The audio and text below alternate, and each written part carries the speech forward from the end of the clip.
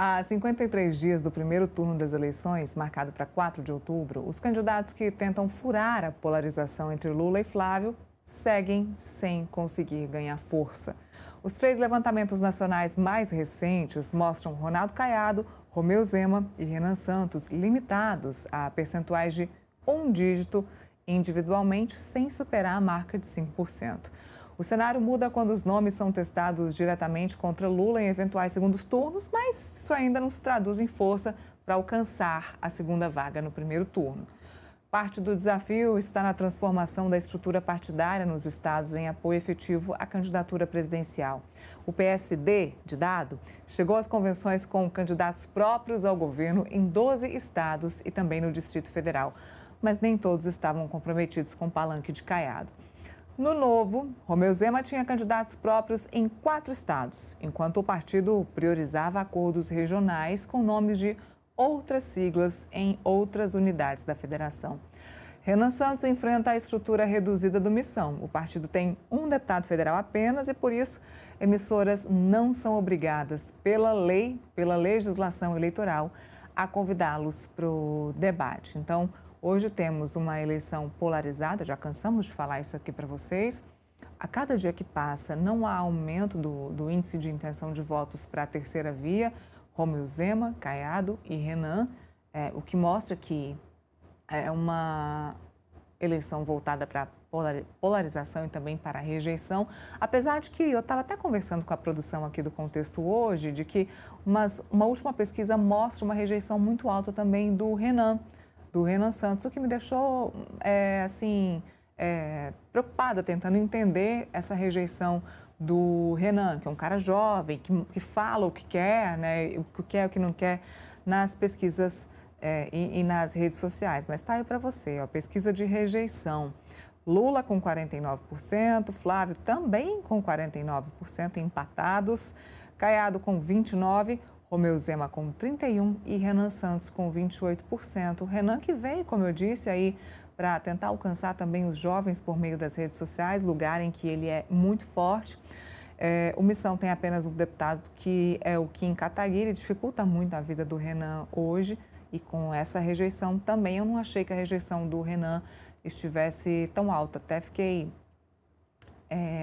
bastante preocupada com isso. Estão me dizendo aqui que, segundo uma outra pesquisa, não sei qual, mas uma outra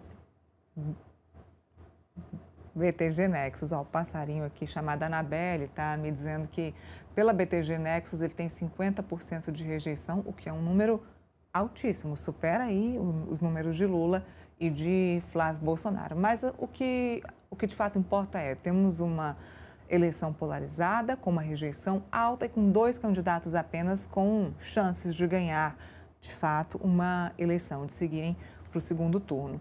Fato é que temos aí um eleitor independente. A gente fala muito, né, desse eleitor autônomo, eleitor independente que ainda não se decidiu por quem vai votar. Essa é uma eleição que deve ser decidida dia após dia na campanha, né? Como a gente disse aqui, cada dia com a sua agonia. Esse deve ser o lema dessa campanha eleitoral deste ano. Então, os candidatos vão ter que trabalhar muito todos os meses e todos os dias dessa campanha, porque o eleitor indeciso e independente vai estar de olho e pode sim definir o seu voto no próprio dia das eleições. Depois de fazer um compilado aí de tudo que os candidatos mostraram ao longo do processo da campanha eleitoral, aí sim esse eleitor independente deve escolher o seu candidato, ou seja, a gente pode ter uma eleição com pesquisas de intenção de voto muito próximas até o final, como foi a eleição passada. Já que estávamos falando de Minas Gerais, por exemplo, o presidente Lula ganhou por muito pouco diferença em Minas Gerais nas eleições passadas. Esse ano não deve ser diferente. E eu também queria falar um pouquinho com o Felipe sobre essa questão de pesquisa de intenção de voto e sobre polarização. A terceira via não cresce e os independentes devem sim esperar até o último dia para escolher o seu voto, se vai ser Lula ou se vai ser Flávio Bolsonaro. Nira, é impressionante como a polarização, que eu gosto de falar que é uma polarização fictícia, não é real, não deixa nenhum outro candidato aparecer para a população, né? Quando eu falo que é fictícia, eu volto a repetir aqui, quando você pega o número da eleição de 2022, você vê que um pouquinho mais de um terço votou no Lula, um pouquinho menos de um terço votou no Bolsonaro, e um terço absteve ou votaram nulo e branco nas eleições, né? Ou seja, 2 terços não querem Lula e 2 terços não querem Bolsonaro. Essa é a leitura que se deve fazer sobre os candidatos que estão à mesa, né? Mas numa campanha em que os 2 candidatos, o que mais aparece é o Bolsonaro e o Lula, né? Candidato que se diz como terceira via, né? Que querem romper com a polarização, como Caiado, como Zema, como Renan Santos, não conseguem, né? Pegar o voto dessa população que não querem o Bolsonaro nem o Lula, né? Então, infelizmente, a gente vai ver a polarização pautar o debate político no Brasil nessas eleições e talvez nas outras. Talvez 2030, né, como seja uma eleição em que pela primeira vez não teremos o Lula e não teremos o Bolsonaro, né, talvez dá a oportunidade, dá a possibilidade de outros candidatos aparecerem. Mas eu gosto de falar aqui o seguinte também, Neila, a terceira via não consegue se fortalecer no Brasil porque não consegue mostrar propostas que o independente e a maioria da população querem, né? A população brasileira é uma população um pouco interessante, Neila, porque a maioria, né, que eu digo, né, é aquela pessoa que consegue elogiar o Bolsa Família, sabe que políticas sociais são importantes e, ao mesmo tempo, olha para o governo no Brasil, para o Estado, e acha que o Estado está inchado, acha que o Estado é ineficiente, acha ruim pagar tanto imposto, né? Então, a população do Brasil como um todo, né, na sua maioria, né, ela tem uma característica diferente, né? Mas a terceira via, né, não vou colocar a terceira via, os outros candidatos que não sejam o Bolsonaro e o Lula não conseguem trazer proposta para essa população, né? Então, o que aparece, infelizmente, no Brasil é passar da população barulhenta, né, que exala ódio, né, gosta de xingar quem pensa diferente, seja da direita, seja da esquerda, e aquele independente, aquele eleitor independente, não tem voz e fica calado. E parece que há uma polarização e parece que o que há no Brasil é só bolsonarista e Lula. Não, não é assim não. Mas também a culpa, também a responsabilidade, não é só dessa polarização fictícia, é também dos outros candidatos que não conseguem traduzir em proposta os anseios da população independente.